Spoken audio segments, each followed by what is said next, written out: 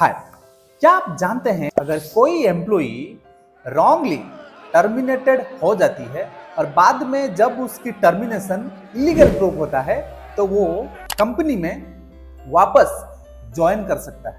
क्या आपको पता है उस एब्सेंस पीरियड में उसको सैलरी तो मिलेगा ही, लेकिन उसके साथ साथ उसको बोनस भी मिलेगा। आइए जानते हैं कैसे। पेमेंट ऑफ बोनस एक्ट 1965 की सेक्शन 8 के हिसाब से एवरी एम्प्लॉई बोनस पेमेंट के लिए एंटाइटलमेंट हो जाती है अगर उसने उस एस्टेब्लिशमेंट में 30 दिन से ज्यादा काम किया हो। अब जब मैं बोल रहा हूं 30 दिन या उससे ज्यादा काम किया हो, ट्रेडिशनली इसका मतलब था फिजिकली वर्किंग। मतलब कोई भी पर्सन या कोई भी एम्प्लॉई अपनी एम्प्लॉयर के पास जा रहा है, एस्टेब्लिशमेंट में जा रहा है और वहां पे जो उसकी एम्प्लॉयर बोल रहा है उसकी काम कर रहा है।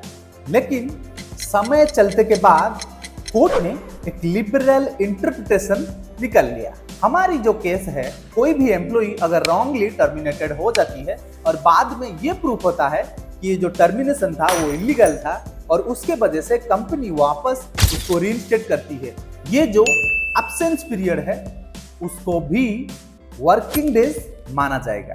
लेकिन कंडीशन क्या है, आइए जानते हैं। पहला कंडीशन, उसकी जो टर्मिनेशन है वो किसी भी कॉम्पिटेंट अथॉरिटी के द्वारा इलीगल प्रूफ होनी चाहिए। अगर उसकी टर्मिनेशन इलीगल प्रूफ हो जाती है, जो भी एब्सेंट पीरियड है कोर्ट के हिसाब से उसको कंटिन्यूअस सर्विस माना जाएगा। दूसरा कंडीशन, एम्प्लॉई जिसकी रॉन्गली टर्मिनेशन हुआ हो उसके एंड से काम करने के लिए इच्छा होनी चाहिए। यानी ये प्रूफ होनी चाहिए एम्प्लॉई उस पीरियड में काम करने के लिए इंटरेस्टेड था, वो एम्प्लॉयर की ऑब्स्ट्रक्शन की वजह से काम नहीं कर पाया। तीसरा कंडीशन है, जिस पीरियड में वो नॉन एम्प्लॉयड था उसकी रीजन होनी चाहिए एम्प्लॉयर की इलीगल एक्शन। यानी एम्प्लॉय की तरफ से कोई भी ऐसी गलती नहीं होनी चाहिए जिसकी वजह से उसकी नौकरी गई हो। अगर ये तीन कंडीशन मैच हो जाती है तो उस एम्प्लॉय की केस में ये माना जाएगा कि ये काम करने के लिए इंटरेस्टेड था और वो सेक्शन 8 की कैटेगरी में आ जाती है और वो तुरंत ही बोनस के लिए एलिजिबल हो जाती है। थैंक यू, नमस्कार।